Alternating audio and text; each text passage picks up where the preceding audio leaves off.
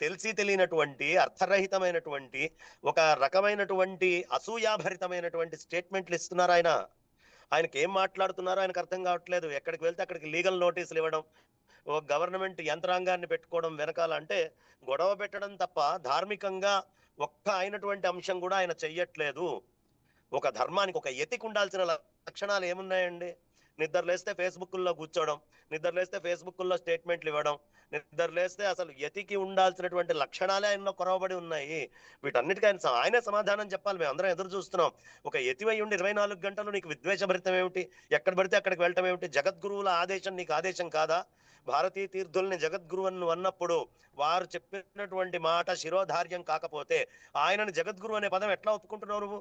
పైపెచ్చు గోవిందానందే అనంత శ్రీ విభూషిత్తులు విధుశేఖర భారతి మహాస్వామి చరులని జగద్గురు అని సాక్షాత్తు ఆయన ఉత్తరాల్లో రాసి పెట్టాడు. అంటే ఒకరోజు ఒకటి అని చెప్పేటటువంటి వాడు ఎత్తెందుకు అవుతాడండి? అంత కపటపూరితమైనటువంటి నీ నోట్లో ఇంచే 2 మాటలు వస్తే, ఒకరోజు ఒక మాట వస్తే దానిని ఎవడు గౌరవిస్తాడు సమాజంలో?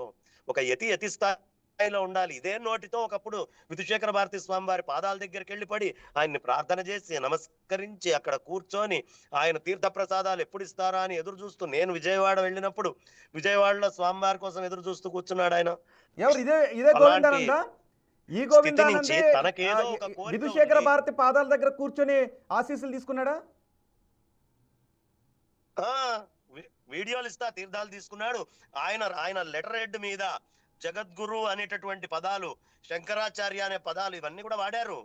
అదే నోటితోటి వాళ్ళు మాట్లాడితే అసలు ఆ యతికి స్టాండర్డ్ ఏమున్నట్టండి? అవును. ఇంత మరి అంటే ఎందుకు తనకేదో కోరిక ఉంది. డబుల్ ఆ స్టాండర్డ్ కోరిక మాటలు ఎందుకు తీరలేదంటే మాట్లాడటం యుద్ధం చేయండి ఎదుటి వాళ్ళ మీద అని. ఉన్నాయా?